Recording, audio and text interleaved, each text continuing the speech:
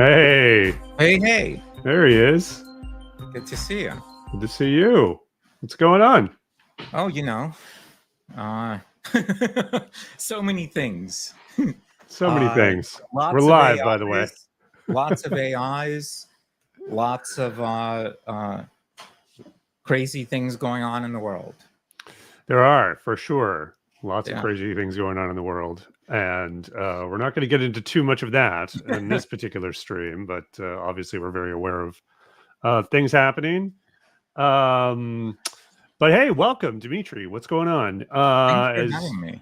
Yeah, thanks for coming out. As folks who are tuning in may know, I'm Pete Pachal. I'm the founder of the Media Copilot, where AI meets media. And I'm pleased here on this inaugural LinkedIn Live to welcome you, my friend, Dmitry Shapiro, CEO of MindStudio, one of the best AI no-code platforms out there.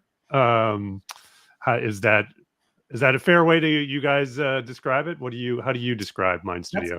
That's certainly a piece of it. Yeah, the way that enterprises are using MindStudio today is to use AI to transform the way that their organizations operate, primarily automate processes that they've been doing with humans and re-architecting them, sales, marketing, finance, human resources, whatever, and re-architecting them to be more automated and then eventually primarily automated, right? Like if you look at a factory versus a knowledge organization, an office, modern factories are machine-driven and human-assisted, where the factory runs and humans are used, where automation can't be used. And that's the opposite of the way that offices work, that knowledge work. There, humans drive the process, and they use tools, primarily SaaS.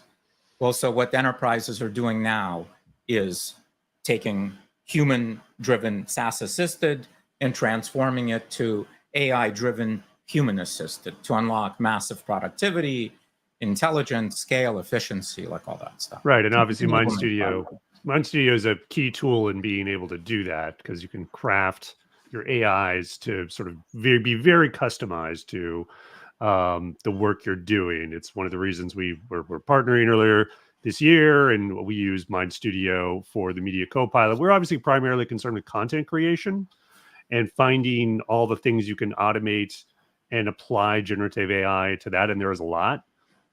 There's a little bit of diciness that we talk about a lot in the middle of the process, where the humans have traditionally been the people who create things like articles and videos, and obviously we sort of see that as something that's going to continue, certainly. But there's a lot of we sort of work at from the Chrome of content creation. That's what I sort of call it, in terms of like the things that you have to do in addition to the thing you're creating.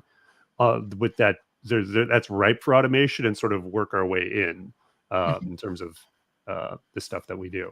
So yeah, great stuff. So listen, I went big on the topic of this particular live because it's something I've been talking about for a while, and I'm getting asked this more and more in the various AI trainings I do and just folks I talk to. Sometimes they're talking about it with respect to media. Sometimes they're talking about it with respect to AI in general. But everyone kind of wants to know if it's a bubble now, because there's just a lot of talk about this. That, I think everyone sort of recognizes that AI has a lot of potential. It certainly brings a new way of doing things and a lot of abilities to do with software that we didn't have before. But then you kind of look at the hype, you look at the amount of money being spent, you look at the valuations of the leaders in the space on this, and there's a lot of sort of people looking at all this skeptically and saying like, well, wait a minute, there's a wide gap between what's being spent and at least in the short term, like the expected revenue gains that might come from adopting this technology. At least that's how I understand sort of how people are throwing their skepticism at this. So given all that, like, as a startup in the space, like, what are you seeing? What are you hearing? Is that a fair assessment? What do you think about the current sort of AI hype cycle and the frothiness of it that people are sort of starting to detect? Mhm. Yeah, look, I think all those things I've been seeing as well, obviously. So I think like let's separate them. There is the hype in sort of media, in popular culture of, oh my God, the robots are coming and they're smarter than us and you're all gonna lose your jobs, and sort of these apocalyptic, mostly less utopian perspectives of like, oh, this AI thing is dangerous and it could get out of hand and like no more artists and destroy like everything and yada yada. So there's like that hype. I think that one is very acute, and so there's a lot of popular culture. There certainly is in the investment community a lot of FOMO going on, where a bunch of different types of sort of financial vehicles, venture capital funds, private equity, yada yada, are chasing. I need to get into the next big thing, and with oftentimes they get sort of this lemming mentality, and they're like, oh, everybody's going in OpenAI, and so I got to get into OpenAI. No, everybody's going to go here. Oh, no, I missed out on that, and so I certainly see that around, and that does feel again very acute. Whether it's a bubble or it's a small bubble and it can get much bigger, that's a question mark. I have my own opinions about the investment thesis of VCs, for example, that are trying to get into these foundation model companies and sort of their long-term business prospects and things like that. And again, I could describe that and talk about that later if you want. And so, yeah, so I would say there's probably a bubble there on that side.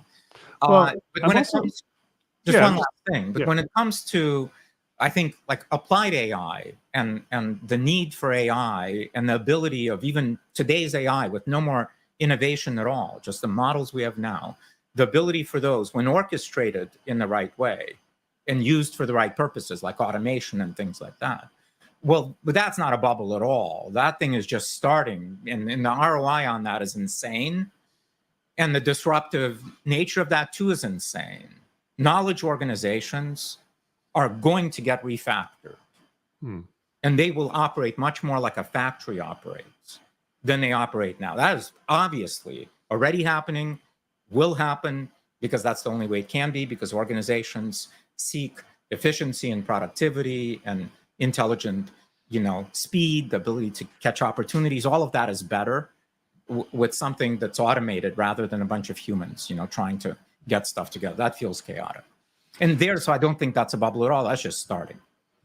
So there was a lot to unpack there, but I want to key on one thing that you mentioned almost as an aside, which was that when AI is applied in the right way in these organizations, and I feel like that's worth sort of double clicking on and just sort of like, okay, what exactly do we mean by that?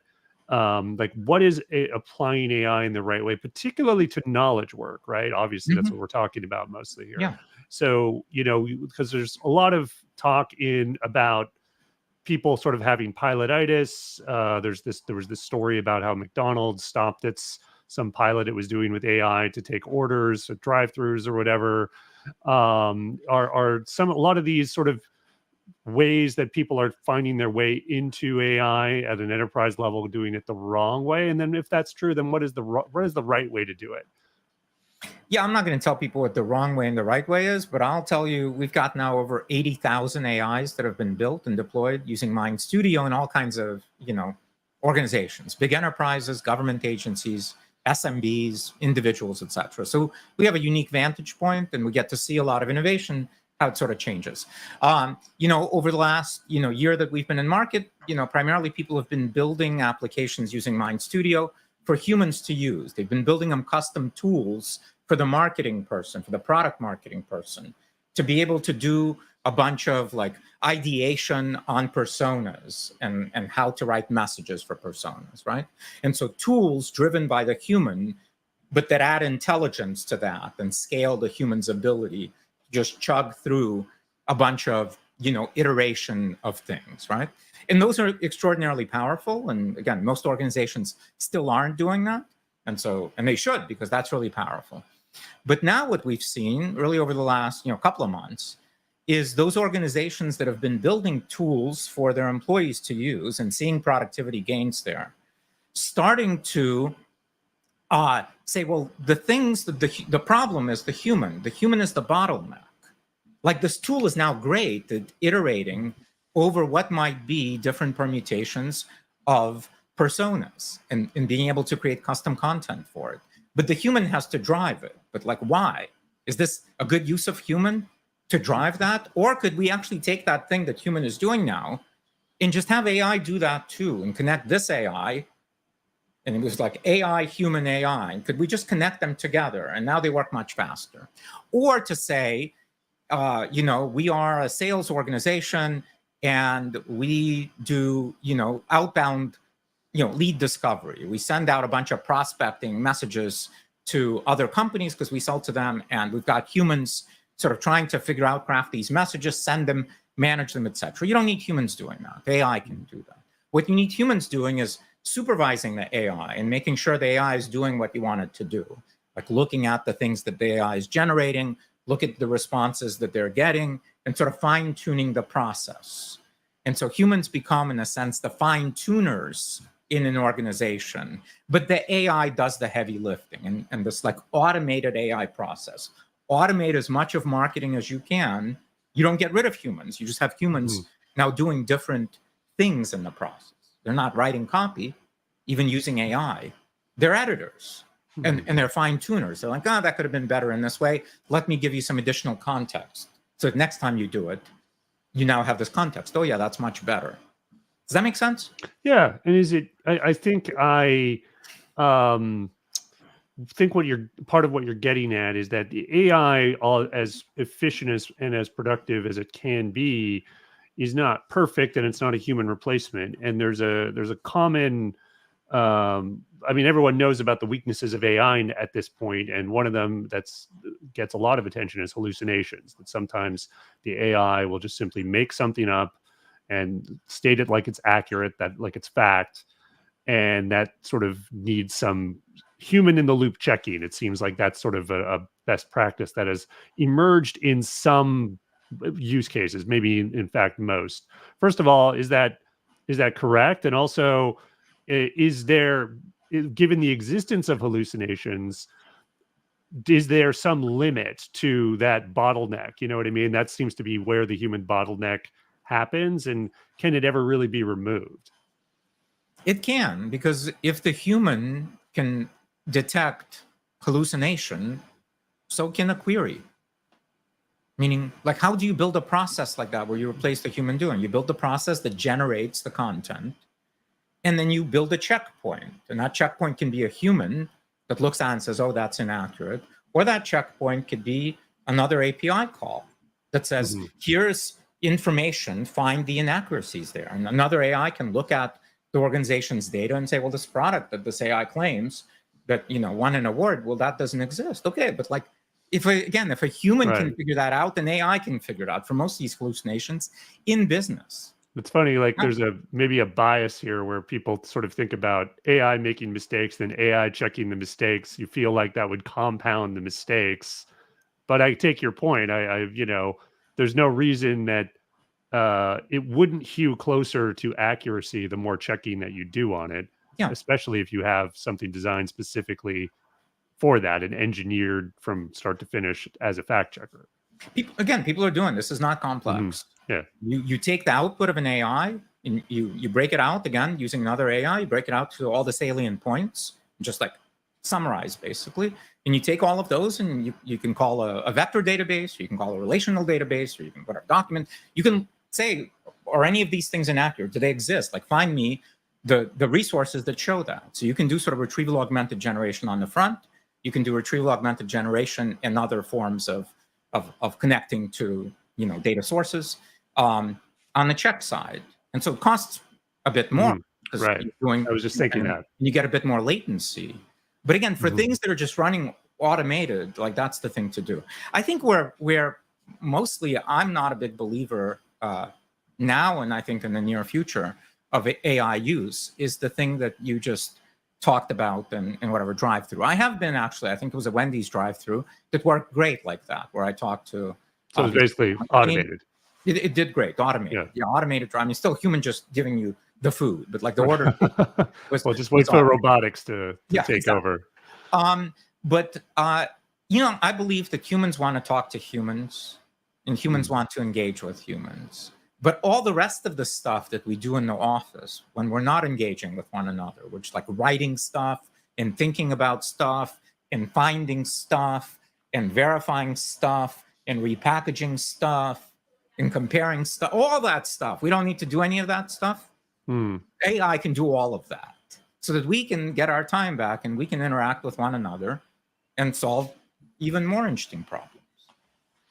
Yeah, there's some term I'd heard recently that someone described the sort of automated things you could automate away as like cognitive human labor or Right. something along those lines. It's like the bandwidth that we spent that we're assigning to human cognition, which is just menial tasks, can pretty, it's pretty easily to weed that stuff out and assign it to an AI. But let's talk a little bit about one of the other weaknesses of AI, or at least issues with AI that a lot of people talk about, which is privacy. Which, you got to give this stuff to a large language model. It has to process it somewhere. Pretty famously, ChatGPT, at least the public web version, is going to put all that stuff back into training data. Yes, you can use APIs and other solutions to keep it private, but still a lot of companies are very wary of doing that. Maybe they shouldn't be, but it's kind of a reality. How do you think the industry is going to address this issue, and will corporate American enterprises ever sort of get over it in a sense, and that there will be sort of best practice privacy solutions that will be adopted en masse? Bigger enterprises are already taking things into their own hands and simply running their own inference, Gotcha. either on premise or in their private cloud. And so there are no privacy issues. They own the model. All of the communication with the model is secured. And so it's just them. And those are bigger companies. Soon, that's going to go down in difficulty. In fact, we're going to do that, sort of announcing it on your show coming sometime in the near future. Nice. We're breaking some news here. The ability to easily spin up private models in your own private cloud and run your own inference. That's not a problem. Right. It's not here yet. And then, the rest is like, I think, narrative is everything. If enterprises feel uncomfortable, they need to do their own, research and figure out why it is that they're uncomfortable. If they don't trust a vendor, find a vendor that you trust. If you can't trust any vendor, figure out how to run the model yourself. But all these are solvable problems. I think, generally there is no, meaning it's a cloud service. And if you don't trust Amazon cloud services and you don't trust Microsoft and Google cloud services, then you already know how to build your own infrastructure. And so you can do it yourself. But if you are one of the majority of entities that do trust those cloud services, there's no reason not to trust their intelligence offerings. They are no more dangerous than Gmail or Slides or any of the products there. Yeah. Totally. I obviously talk mostly to content creators, lots of people in the media. What advice do you have for the media more broadly with respect to AI? I mean, they're facing these existential issues, at least it seems like it already, with sort of cratering traffic. Layoffs are all over the media industry. There's the copyright issue of, all these large language models hoovered up the whole internet, their content included. Now they're essentially summarizing it if it's working properly, regurgitating it if it's not, to people who make queries. I think the regurgitation issue is kind of a side issue. I think that's being weeded out with just upgrades. But there is the whole question of people just going to these summarization engines now, as opposed to media websites. What is your take on all that, and just what is your sort of general advice for media in terms of how they can adapt and maybe even leverage AI to their own benefit, as opposed to sort of being at the mercy of the forces out there and the platforms? Yeah, I think it's unfortunately a disaster at this moment. And disaster, I for was hoping you society. had better news. uh, uh, for society, Right. journalism is ultimately important for healthy societies, democratic, healthy societies, and the weakening of, um, mainstream media, of real journalism, of accountable journalism, of fair journalism, um, uh, it has been uh, a horrible, you know, outcome, unfortunately, of all the dynamics of like what's happening, right? Unfortunately, misinformation and garbage information and salacious information, things that I'll just call junk food of content, spreads, and people love eating it. And, they can only eat so much. And so, real journalism oftentimes is not sort of tasty enough for people in their spare time when they've got. So I think that's one problem. The glut of content that's coming out, and just the sheer choice for people, and like what sort of is convenient that ends up in their feed. In the past, it was something valuable that, that could keep, journalistic organizations, well fed. Now, obviously, there's too much content being produced, and unfortunately, only more is going to get produced because Gen AI can just produce that, thousands of times, faster. Now, so that's all bad news. I think the good news is the world desperately needs journalism and journalists and people that support that. I think it's imperative that, people that want to do that and already have platforms to do that, start to leverage AI to make their, organizations much more efficient, much more, have sort of much higher quality, for example, do more research than they could possibly do.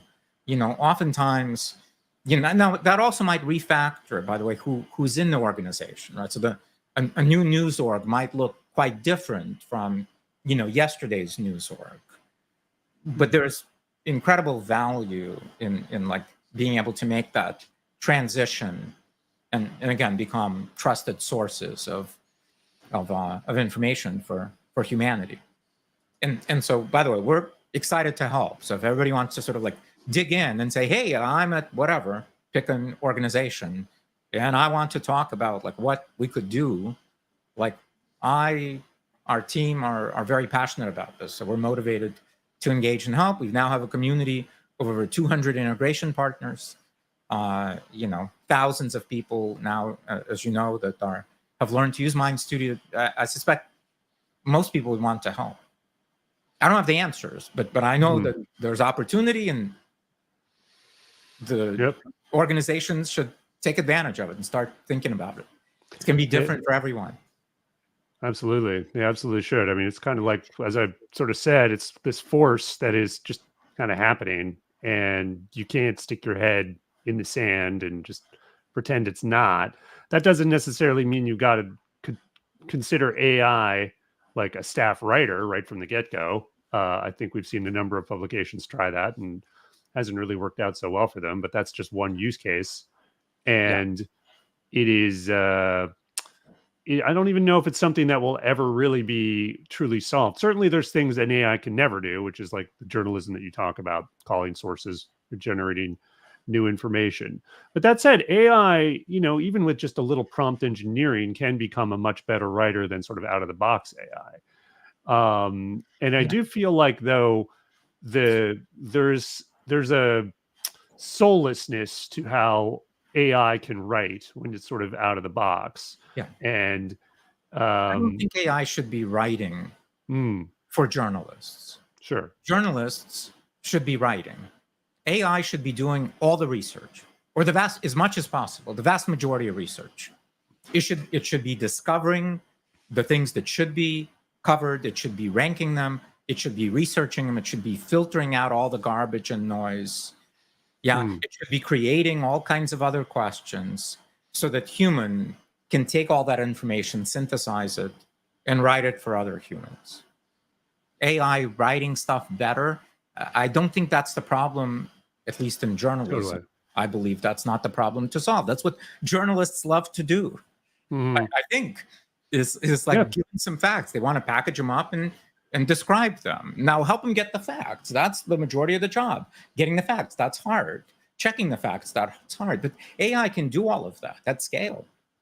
Yeah, and I feel like a lot of the concern about things like that, or even the adoption, those initial cases of various sites trying to sort of do content at scale with AI, it's kind of trying to use a tool for the future in a present day Totally. information economy, Right. because the incentives of media over the past 10 or 15 years sort of came out of social and search, and we're sort of still playing in that world, and we don't really know what's next. But we also know that a lot of that stuff we did, because I lived it for the whole time, was not really great journalism. There was a lot of aggregation. I mean, aggregation was happening well before AI was here. There was a lot of sort of reporting what people were doing on Twitter or what have you. All of that just seems like, if it's even valuable at all today, could be taken over by an AI. What we need today is more value put on the actual information that journalists can gather and create. And I think we're just Information credibility. hmm, Journalists need to be in the world of credibility, because anybody can create content and anybody can then read content.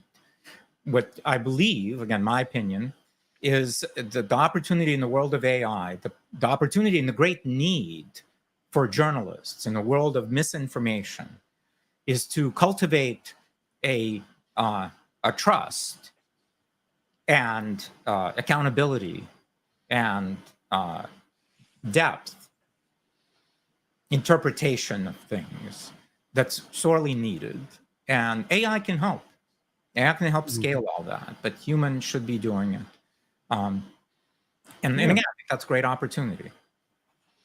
So let's zoom back out a little bit from our focus here on content creation and media, and try to end where we started, which is sort of, if this, maybe it's almost two different roads, if there's a bubble or if there isn't, but like, what does the future look like in 5 years, in a sort of a healthy, I guess would be more like a healthy AI economy, or a not so healthy one, given sort of the stuff you've laid out, as we automate more and more knowledge work. In a lot of places, humans end up assisting AIs. Can that go bad? Can that go good? What does that look like? I believe it's extraordinarily difficult to predict 5 years from now in the age of AI, because you get this crazy acceleration, exponential acceleration of innovation using information technology. Look at AI a year ago. Look at AI. It came out, generative AI, 2 years ago. Already huge things. Okay, but with that as a caveat, I believe that the general dynamics are clear. Using AI, again, orchestrated in the right way, still humans doing the architecture of breaking out some kind of a workflow, something that the AI should do, thinking about it as a human, breaking it out into steps, understanding those steps, and putting a workflow together that utilizes AI in a bunch of parts of those steps, utilizes a bunch of other things, databases and humans that participate in all of that together, but driven by AI. That is the next phase of information work. Just like before the Industrial Revolution, the way goods were produced are very different than the way they are produced now. And the Industrial Revolution changed production of goods, manufacturing. This intelligence revolution will change information work, knowledge works, which most of us work in now, offices, in the same kind of a way. Again, driven by automation, humans playing a key role, but doing different things than they were doing before, right? So that's the case now already.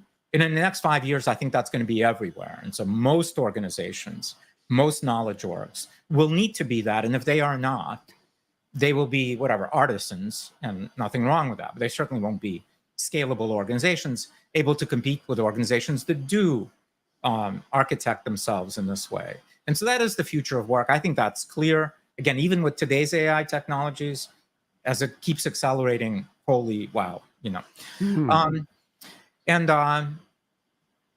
the rest is up for grabs.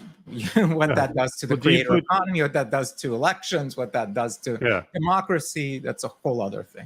Do you put much stock in all the talk about AGI and super intelligent AI? I know those are slightly different things, but there's there's obviously a lot of attention on that. The government seems worried that that might actually happen. Do you I think that's don't. around? Some people think it's around the corner. Some people don't. What do you? I don't think it matters. Yeah.